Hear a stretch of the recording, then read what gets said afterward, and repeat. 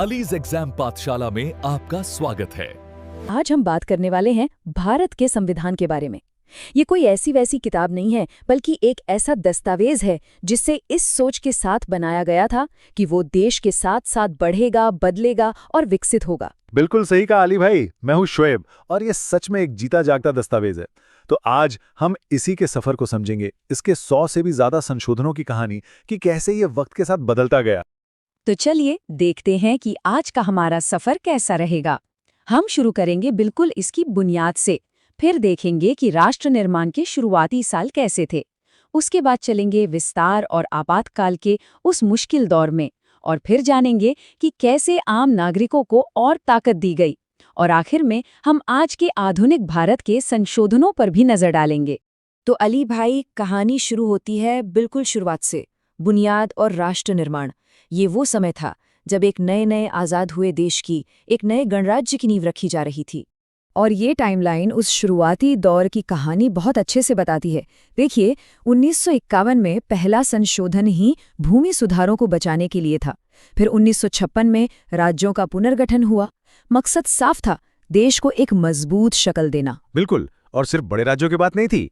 1962 में नागालैंड को खास दर्जा देना हो या 1967 में सिंधी भाषा को 8वीं अनुसूची में जोड़ना, ये सब अलग अलग हिस्सों और समुदायों को साथ लेकर चलने की कोशिशें थी।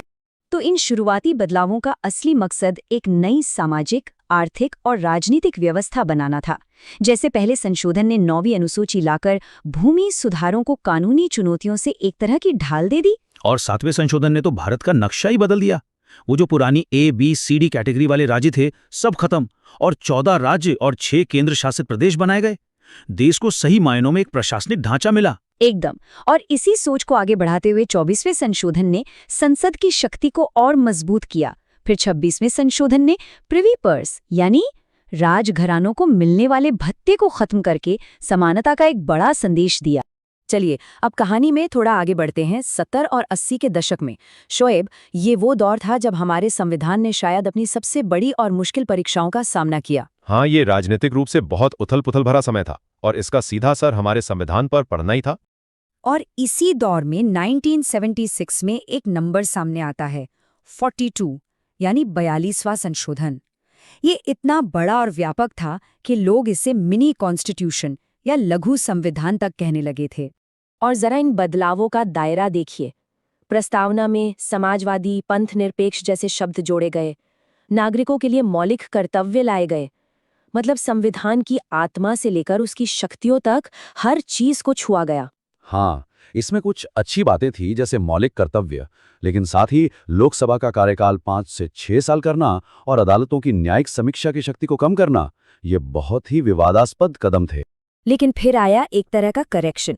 1978 में 44वें संशोधन ने 42वें संशोधन की कई विवादित चीजों को बदला और संविधान में संतुलन वापस लाने की एक बड़ी कोशिश की। शोएब, और इसमें सबसे बड़ा बदलाव था इमरजेंसी को लेकर।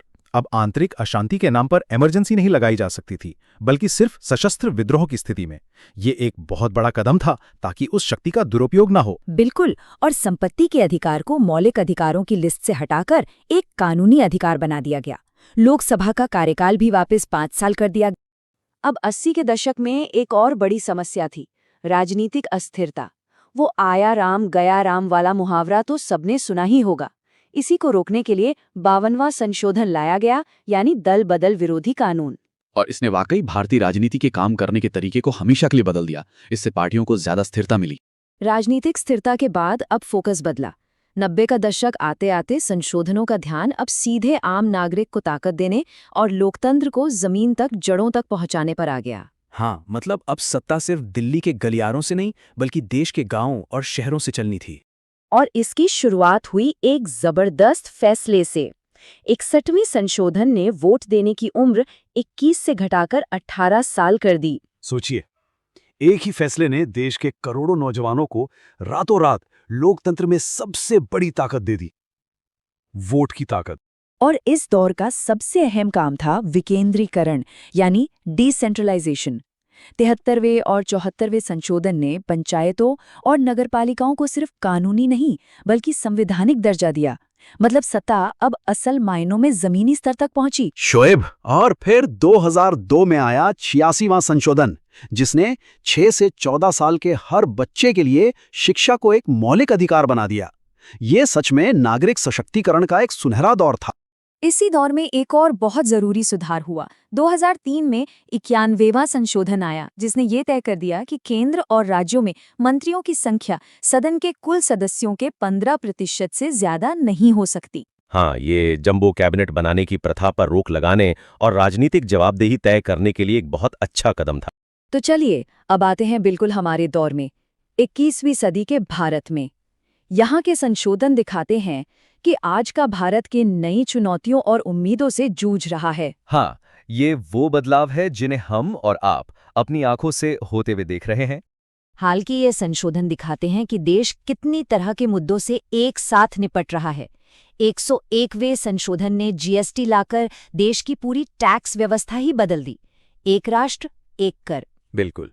वहीं 130वें संशोधन ने आरक्षण की व्यवस्था में आर्थिक आधार पर 10% आरक्षण का एक नया अध्याय जोड़ा, और 104वें संशोधन ने SC/ST आरक्षण को आगे तो बढ़ाया, लेकिन एंग्लो इंडियन सदस्यों को मनोनीत करने की पुरानी परंपरा खत्म कर दी। और इसी बीच 102वें और 105वें संशोधनों ने राष्ट्रीय पिछड़ा वर्ग आयोग और राज्यों के अधिकारों से जुड़े अहम मुद्दों को भी सुलझाया।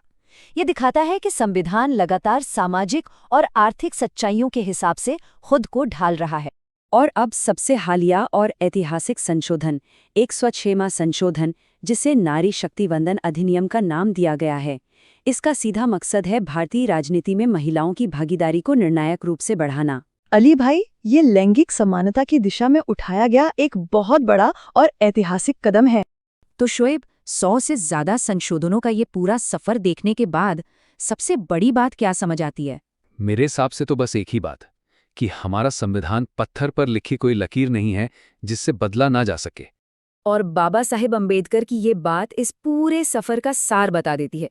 उन्होंने कहा था कि संविधान सिर्फ वकीलों का दस्तावेज नहीं, ये जीवन जीने का एक जरिया है, और इसकी आत्मा हमेशा उस युग की आत्मा होती है जिसमें हम जी रहे होते हैं। क्या बात कही है, बिल्कुल सच।